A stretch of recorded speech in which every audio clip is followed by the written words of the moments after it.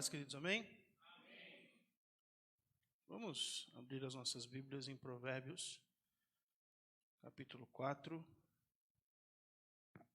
Provérbios, capítulo 4. Apenas o versículo 23.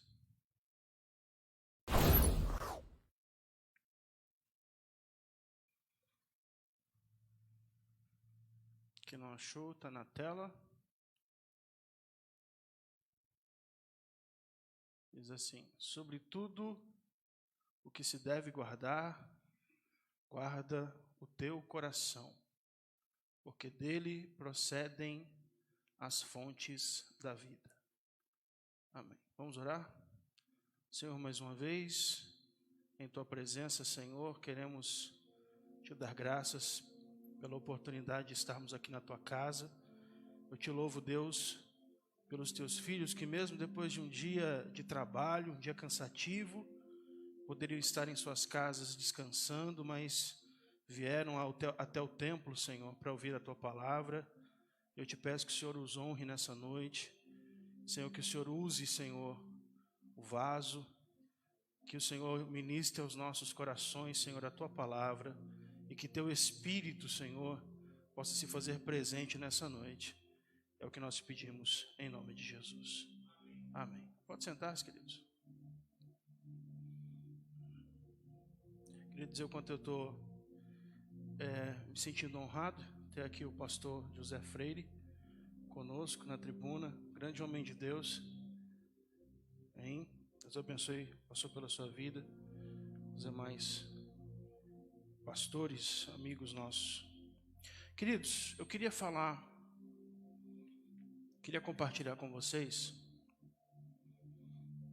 Eu posso falar agora, porque já está praticamente finalizado.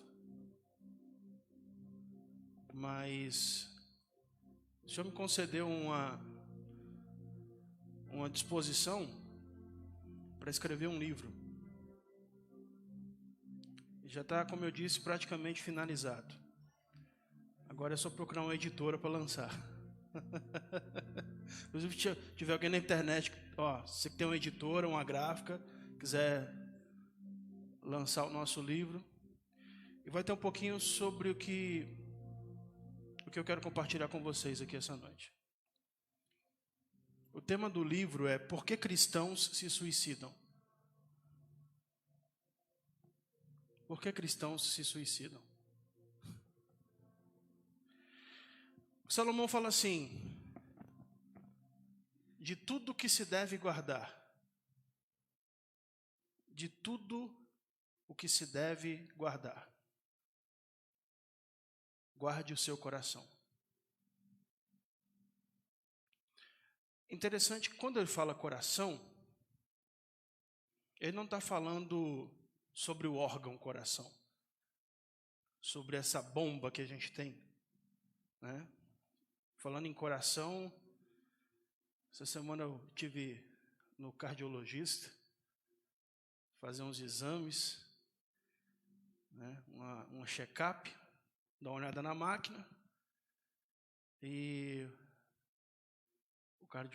o médico falou assim: Paulo, é o seguinte, você sabe que você tem uma válvula, você sabe que em algum momento a gente vai ter que trocar essa válvula, e está chegando a hora. Está chegando a hora. Então, vamos marcar para daqui a 2 meses você voltar para a gente fazer uns exames, porque está chegando a hora da gente abrir o peito de novo. Né? Mas o que Salomão está dizendo a respeito do coração não é a máquina, não é o órgão. Ele está falando da alma. Da alma. Guarde a sua alma. Por que a alma? Porque a nossa alma, ela é o centro da nossa vontade, ela é o centro das nossas emoções e ela é o centro do nosso intelecto. é a nossa alma, é a parte imaterial que está dentro da gente. Eu costumo usar um exemplo para a gente tentar entender alma e espírito. Tem um exemplo que é o celular. Você que tem um celular aí, seu celular é um exemplo do nosso corpo. Assim como nós temos o corpo, a alma e o espírito, o seu celular tem o hardware, que é o corpo do celular, que tem a bateria, que tem a tela, é a parte física. Só que dentro do seu celular tem um software, que é a parte operacional do seu celular, onde você pode clicar nos ícones, nos aplicativos, você pode ver o calendário, você pode regular o alarme, você pode agendar lá no calendário. Então tem a parte de memória do seu celular. Só que o seu celular, olha, deixa eu fazer uma pergunta. Se não tiver internet, seu celular funciona? Eu vou perguntar de novo, porque a gente ficou com dúvida. Se não tiver internet, seu celular funciona? Sim, funciona. O celular funciona, ele liga, você mexe nele. Só que ele tem um dispositivo que liga numa rede que te leva para um outro mundo, que te leva para um outro lugar, que você consegue falar com pessoas que estão no Japão, do outro lado do planeta, que é a rede de internet. Então, nossa alma é como o software do aparelho.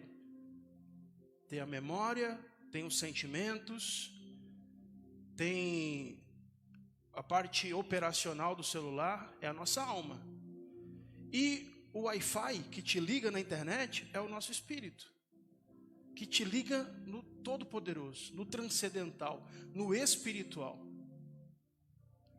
Agora, Salomão lhe fala assim: de tudo que você deve guardar, guarde a sua alma, guarde o seu coração, porque dele procedem as fontes, as saídas da vida. Você precisa guardar os teus sentimentos. Nós precisamos aprender a administrar o que nós sentimos. Porque o sentimento, você não controla o que você sente.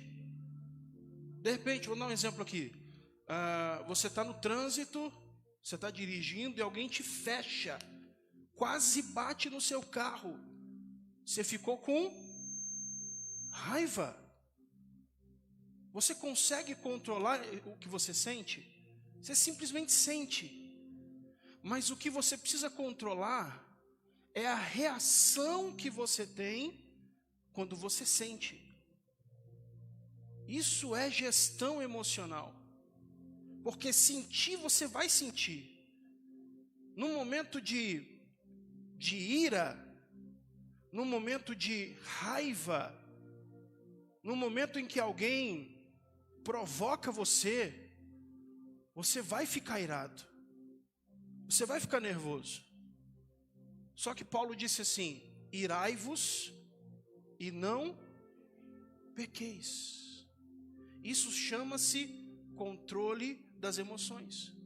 Isso chama-se guardar o coração. Eu não posso impedir a minha alma de sentir alguma coisa, mas eu posso absorver aquele sentimento e raciocinar sobre o que eu estou sentindo e como eu vou reagir diante daquilo que eu estou sentindo. Quantos estão me entendendo? Digam amém. O controle das nossas emoções é algo tão, mas tão importante, que todas, eu vou colocar todas não, para não ser tão radical, mas 90% das nossas decisões, 90% das escolhas que nós fazemos e das decisões que nós tomamos são impulsionadas por aquilo que nós sentimos e não por aquilo que nós pensamos. Você quer ver uma coisa? Você sabe que não pode tomar refrigerante. Eu estou pregando para mim agora. Racionalmente, a tua mente fala, não toma porque faz mal. Mas tem alguma coisa dentro de você, que é a tua emoção, que na sua mente vai te proporcionar um prazer, que você fala, eu tomo, vou lá e tomo. Esses dias eu fui, uns meses atrás, eu lembrei disso agora. O pastor Moreira falou assim, pastor, vai vir uma obreira aqui de outra congregação, só pode fazer o crivo dela? Aí eu falei, tá bom. Aí eu fui lá na salinha fazer o crivo dela. E aí fui fazendo as perguntas e tal, normal, perguntas simples e tal. Terminei o crivo, fiz as perguntas, ela falou, é só isso, pastor? Eu falei, só, irmã, só isso. Bom, irmã, pelas perguntas que a irmã passou. Ela falou, pastor, ainda bem. Porque eu preciso falar, pastor. Eu tenho um vício. Eu falei, jura, irmã? O que vício que a irmã tem? Ela falou, eu sou viciado em Coca-Cola. Quase que eu falei para ela, bem-vinda ao clube. Eu falei, irmã? Eu falei, entendi. Ela falou, não, pastor. E ela muito espontânea, sabe? Não, pastor. Eu almoço, já começo a sentir o gosto da Coca-Cola na boca. Eu tenho que tomar. Eu falei, irmã, isso não vai pedir a irmã de ser consagrada, não. E aí, falei, está aprovado. As nossas decisões são impulsionadas por aquilo que nós sentimos, pelas nossas emoções. Por isso Salomão fala, de tudo que você precisa guardar, guarde as suas emoções. Às vezes a gente está em época de pagamento, né? Você tem um monte de dívida para pagar. Você tem um monte de conta para pagar, mas o dinheiro cai na mão. Você fala, eu não vou comprar. Você bate o olho. Você fala, não vou comprar, não posso. Eu tenho um monte de dívida para pagar, o cartão, meu Deus. Comprei. Por quê? A sua razão está falando para você, não compra. Mas a sua emoção vai lá. E quantas vezes você já não comprou e depois se arrependeu? E falou, não devia ter comprado. Porque as nossas decisões são tomadas por emoção. Esses dias a esposa chegou em casa. Espero que ela não assista isso. Era um pote assim, ela tirou um negócio da Tupperware. Aí eu falei, o que é isso? Ela falou, não, vou te mostrar o vídeo. Porque ela não sabia explicar como usava. Ela tinha que mostrar o vídeo que a vendedora mandou para ela. Aí ela mostrou o vídeo para mim, que a vendedora mandou. Era um negócio que você tinha uns ganchos assim, você prendia na abóbora, na abobrinha, e aí você ia rodando o negócio assim, e a abobrinha saindo aquelas tiras, ia para enfeitar a salada. Aí só tinha um detalhe, no final do vídeo apareceu o preço, R$100. Aí eu falei para ela assim, você pagou R$100 nesse negócio aqui? Ela, não, é porque Eu falei, primeiro que quem cozinha sou eu. Você não cozinha em casa. Quem faz a comida aqui sou eu. Eu não vou usar esse negócio. E você pagou R$100 nesse troço?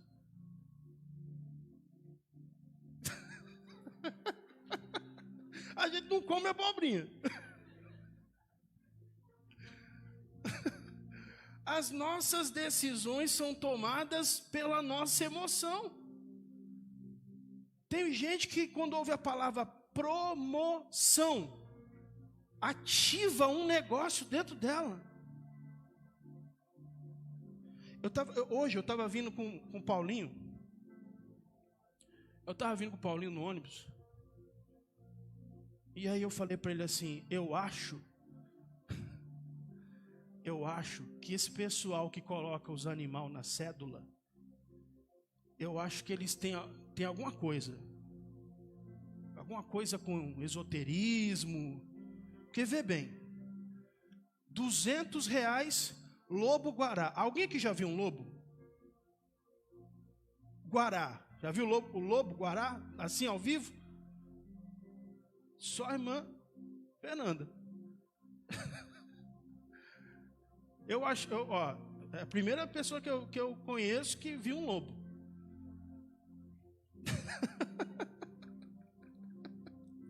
Porque é um negócio que você não vê. Lobo você não vê. Por isso que está na nota de R$200. Você não vê. Aí coloca um peixe na de R$100. Por quê? Meu irmão, pega um peixe vivo na mão para você ver. Foi embora. Não, eu falei, esse negócio aí tem alguma coisa. Tem. Não para na mão. Bateu, foi embora, voou igual peixe. Aí você pega a onça, 50, ela te morde, já foi embora. Mordeu a mão, você não consegue segurar. Aí pega, de R$20 tem um macaco. Pulou aqui, foi embora. A de 10 e a de 5 é um arara e uma garça. Bateu a asa, voou. Sobrou o quê? Uma tartaruga. Essa que fica.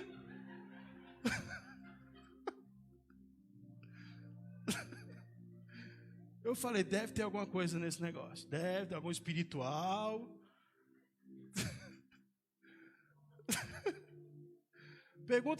Pergunta qual animal que eu tenho na carteira. A tartaruga. As nossas emoções nos fazem tomar decisões. A Bíblia fala que tinha um homem que era discípulo de Jesus. E ele era responsável por administrar o dinheiro que Jesus recebia das ofertas. Então Jesus recebia ofertas de pessoas que patrocinavam o ministério dele.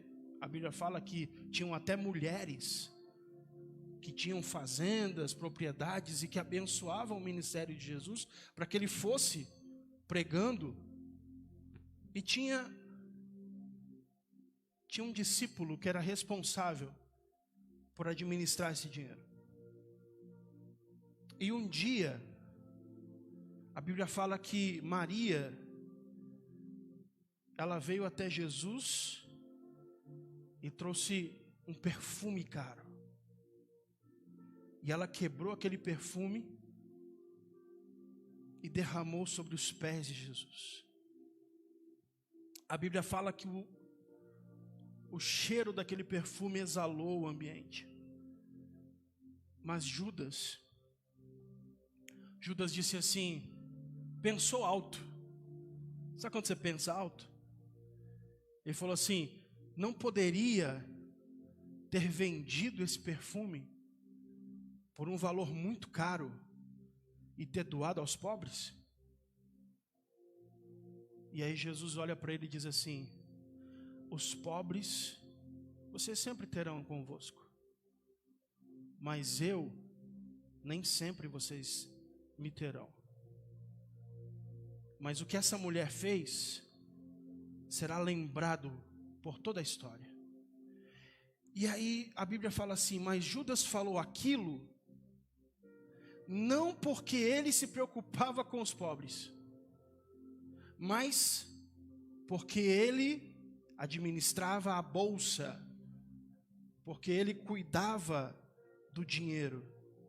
E o texto ainda fala que ele lançava a mão e tirava o dinheiro da bolsa. As nossas compulsões,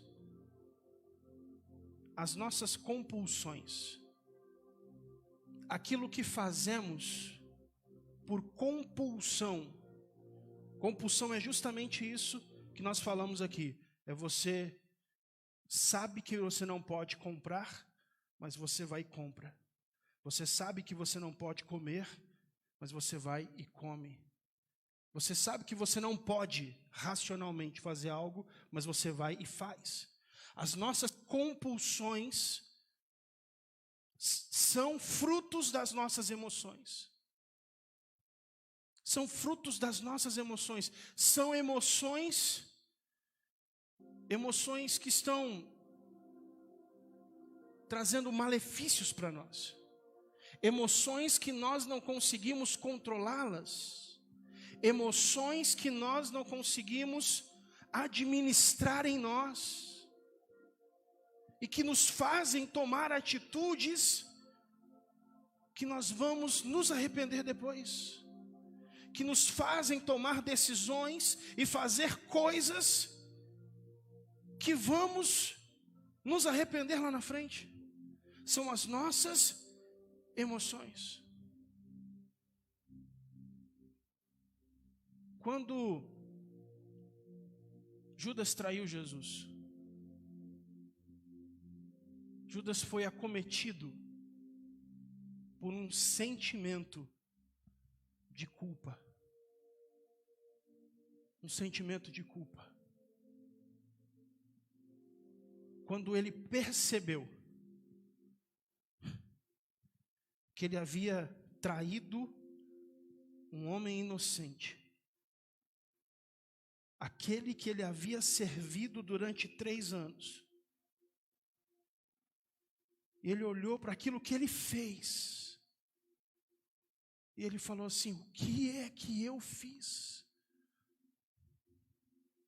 O que foi que eu fiz?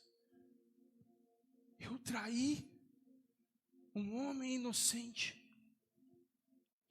Eu traí quem eu não podia trair. Eu vendi a troco de pequenas moedas o Filho de Deus. Ele não soube lidar com a culpa. É interessante porque Pedro, o apóstolo Pedro, eu acho lindo como Deus deixa a palavra revelada para nos ensinar. O apóstolo Pedro, ele também traiu Jesus. Ele traiu Jesus. Quando foi perguntado: você é um dos discípulos dele? Ele disse: eu não conheço esse homem. Não sei nem quem ele é. Aí ele saiu, começou a conversar com alguém e falaram assim: peraí, a tua fala te identifica, te denuncia. Você é um dos discípulos dele. Ele disse: eu não conheço esse homem. Não sei quem é esse homem. E saiu. E ele foi se esquentar no pátio, numa fogueira. E uma criada olhou para ele e disse: ah, você é um dos discípulos dele. Eu te vi do lado dele. Você é um dos discípulos dele. A Bíblia fala que ele começou a praguejar. Eu não sei se ele falou palavrões, eu não sei o que ele começou a esbravejar e dizer assim: eu não conheço esse homem, eu não sei quem é esse homem, eu não sei quem é ele. E quando ele vai sair, ele dá de cara com Jesus. E a Bíblia fala que Jesus olhou para Pedro. Jesus não falou nenhuma palavra, apenas olhou para ele e o galo cantou. Pedro, naquele momento, recebeu o mesmo sentimento de culpa, de ter traído seu mestre. Só que Pedro, a Bíblia diz que chorou, chorou amargamente. Talvez foi um choro para lavar a alma. Foi um choro de pedido de perdão. Talvez foi um choro dizendo: será que eu ainda tenho perdão? Mas Judas não soube lidar com a culpa, não soube lidar com o sentimento e decidiu tirar a sua vida.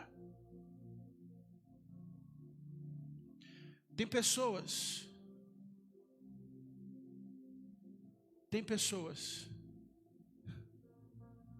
que guardam segredos no seu passado. Tem pessoas que guardam situações que aconteceram. Talvez você que está assistindo esse culto, essa mensagem, talvez tenha algo no seu passado que te traz culpa. E que talvez você nunca contou para ninguém. Talvez você nunca abriu para ninguém. E você queria esquecer, simplesmente apagar da sua memória. Mas de vez em quando, aquela situação vem à tona. Sobe do fundo do mar para a superfície. E te traz culpa. Em Santo André, alguns anos atrás, um pastor tirou a própria vida. A família ficou estarrecida, porque ele não dava indícios de que estava mal, ele não dava indícios, estava tudo bem, e de repente, ele se mata. E quando foram olhar no notebook, descobriram que aquele pastor estava envolvido e viciado em pedofilia. Muito provavelmente ele não soube lidar com a culpa. Ele não soube lidar com os sentimentos e os atos que estava cometendo. Talvez o fato de não conseguir administrar as suas compulsões fazia com que ele tomasse atitudes e fizesse coisas que se arrependia, mas ele não procurava ninguém para se abrir. E ele não soube lidar com a culpa. Assim como Judas,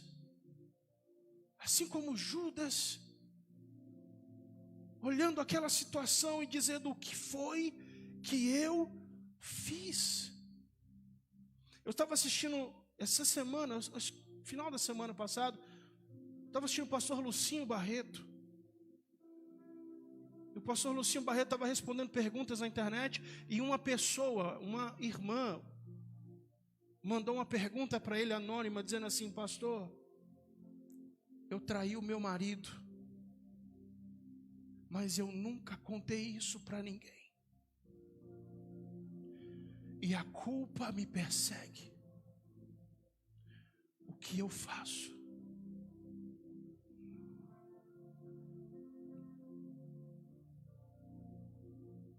Situações que você não consegue administrar os seus sentimentos. Mas eu quero dizer uma coisa para você sobre culpa. Sobre culpa. Depois que Jesus morreu, quando Pedro negou Jesus, a última vez que Pedro viu Jesus foi quando Jesus olhou para ele.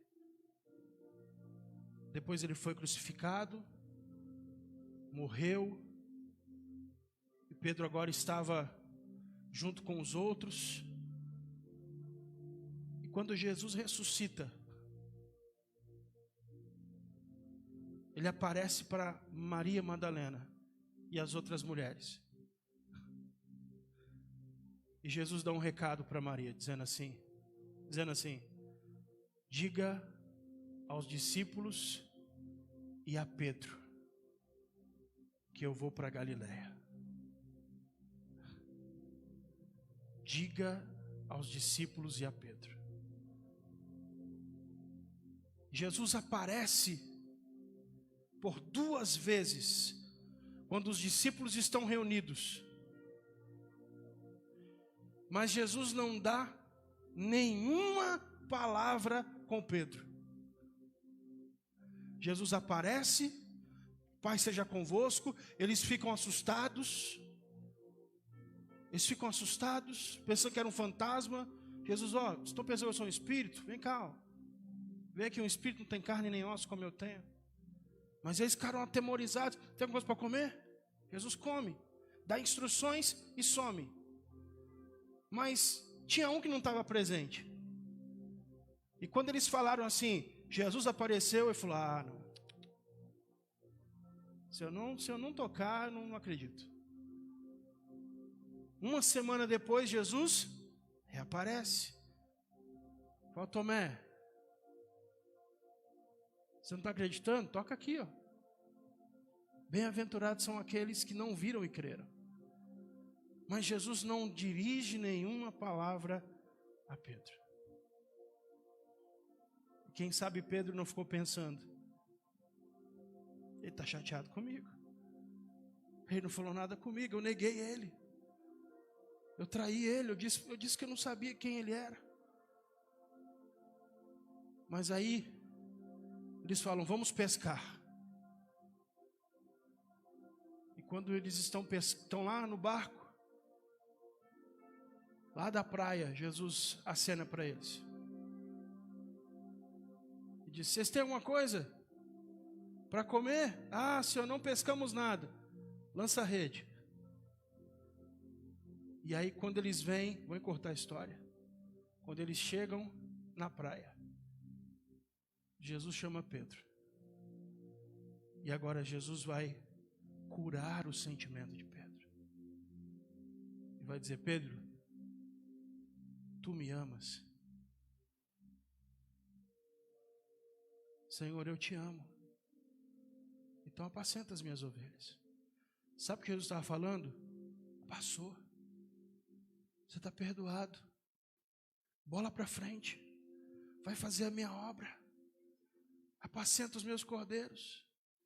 Pedro, tu me amas? Senhor, tu sabes que eu te amo. Apacenta as minhas ovelhas.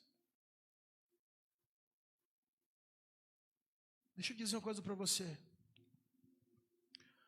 O único pecado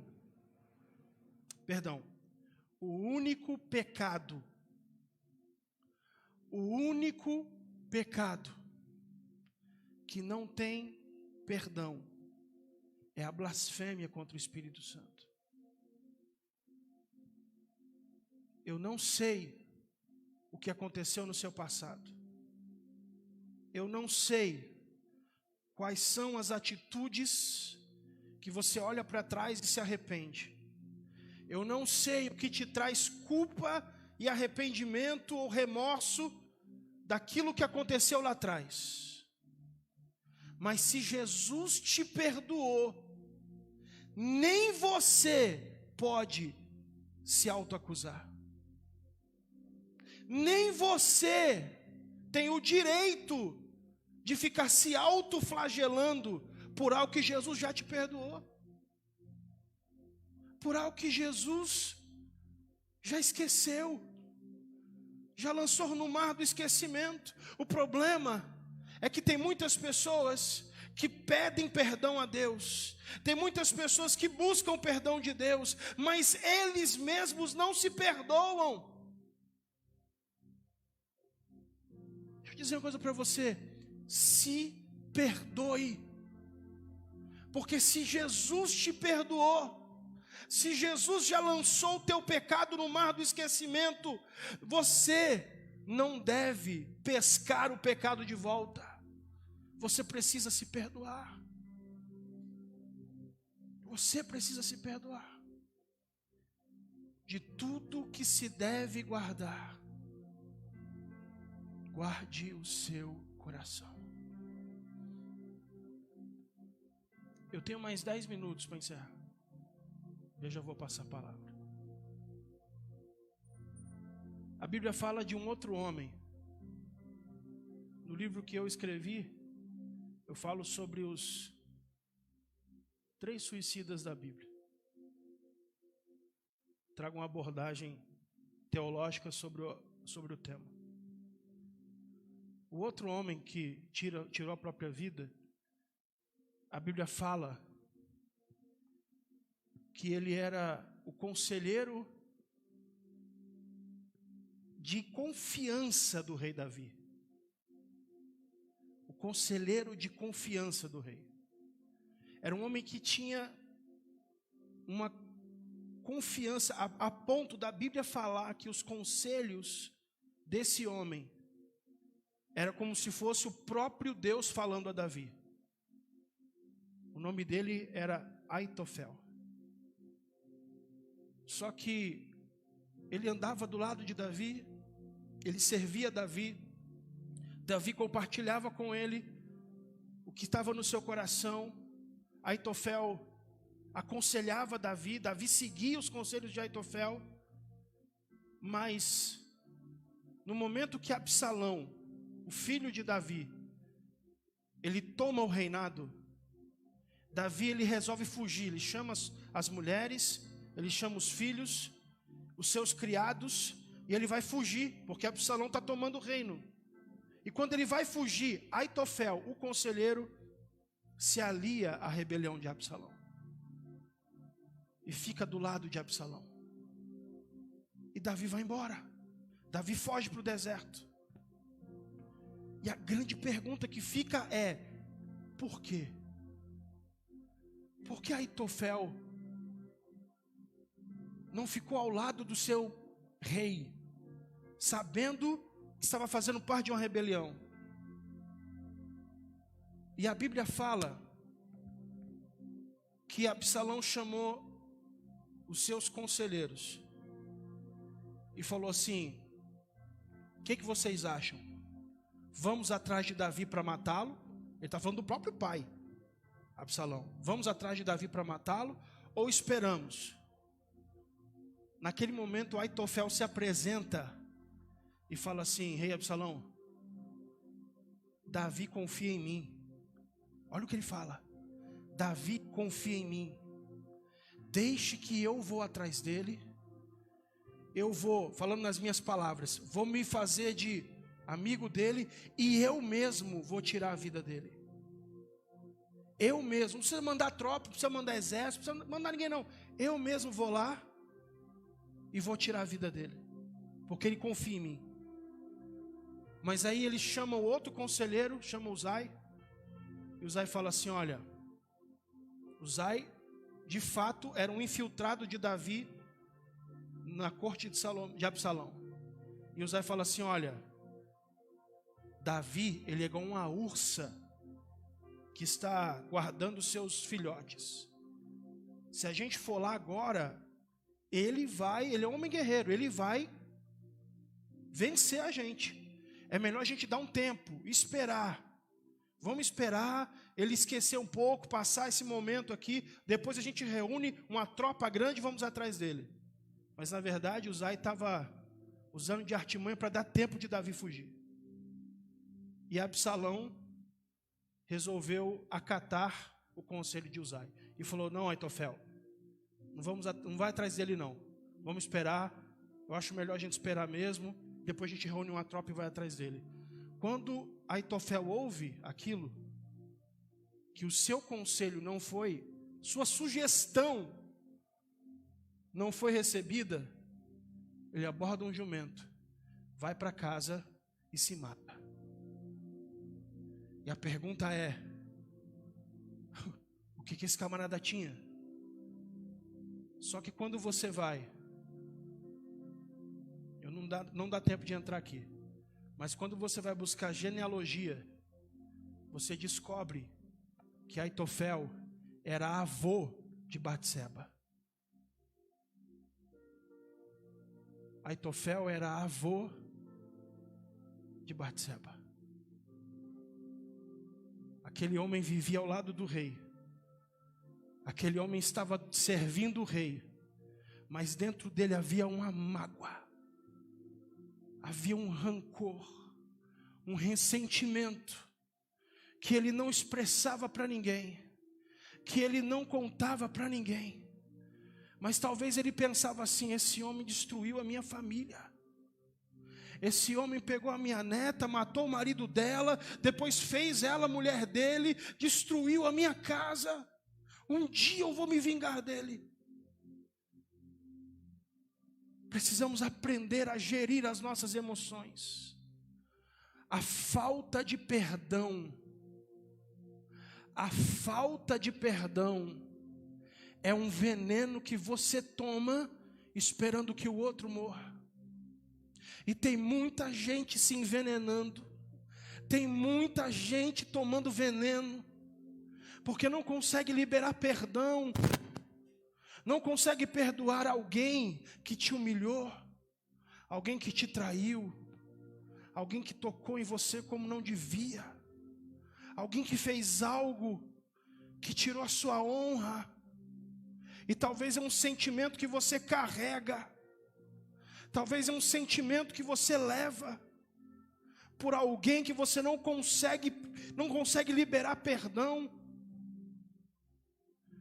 A falta de perdão é como uma prisão que você está dentro trancado, só que a chave está na sua mão.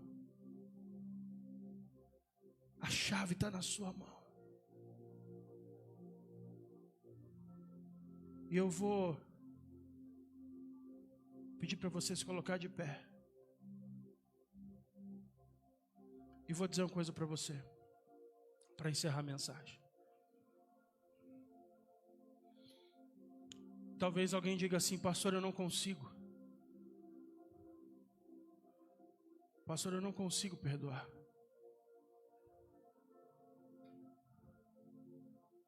Porque a mágoa geralmente vem de alguém que você ama e considera.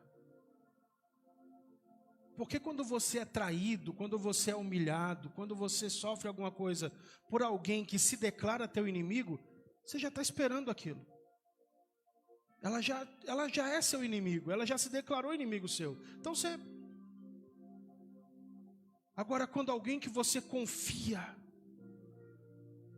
quando alguém que você ama faz algo que machuca você,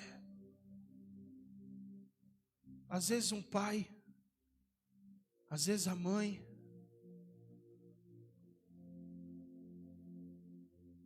eu vou orar.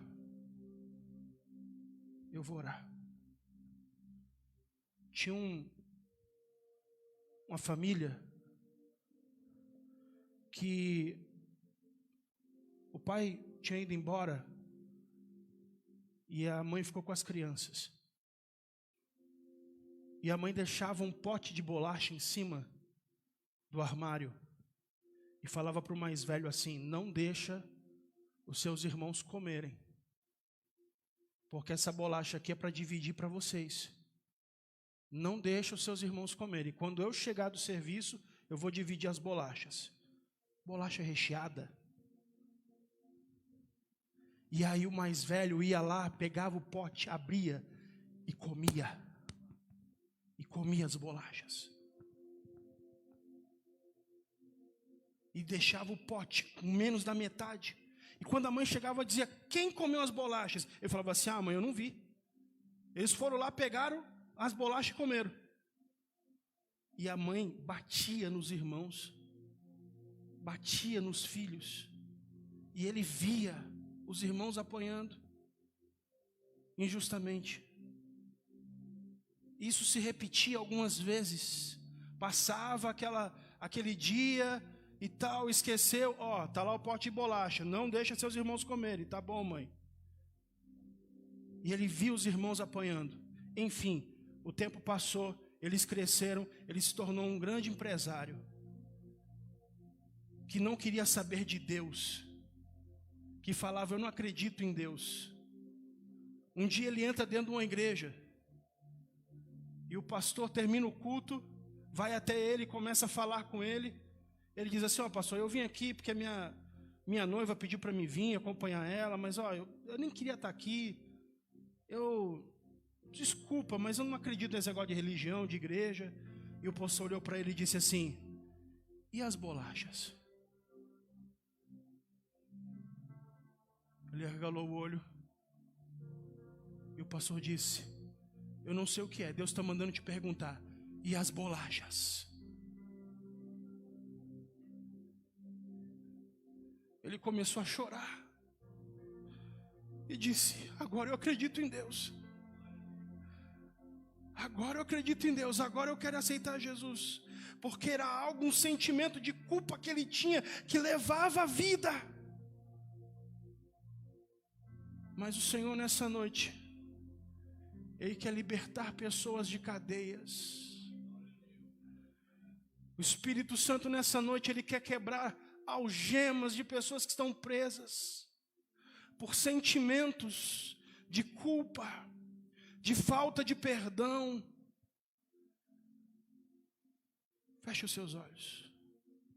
Pastor Moreira, vem fazer essa oração, pastor.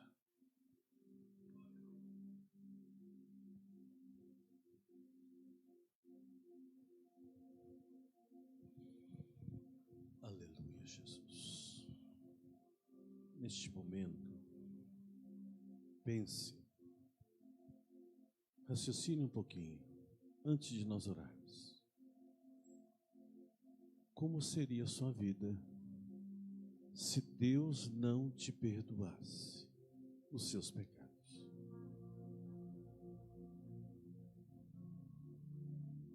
A Bíblia diz que a misericórdia dele que é a causa de não sermos consumidos.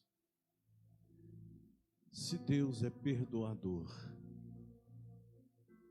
e se nós somos seus filhos, o nosso Pai é perdoador. E Ele quer que nós tenhamos um coração perdoador. Senhor, neste momento nós nos encontramos na Sua presença. Senhor, eu quero glorificar porque a forma com que o Senhor está falando nesta noite demonstra para nós o grande e glorioso amor que o Senhor tem por cada um de nós. Quantas vezes nós guardamos coisas dentro do nosso coração que nós tínhamos, Senhor, que tirar, que eliminar, desfazer. Senhor, quantos de nós contraímos às vezes enfermidades por não, Senhor, liberar perdão. Mas nesta noite o Senhor fala de uma maneira clara, linda, poderosa.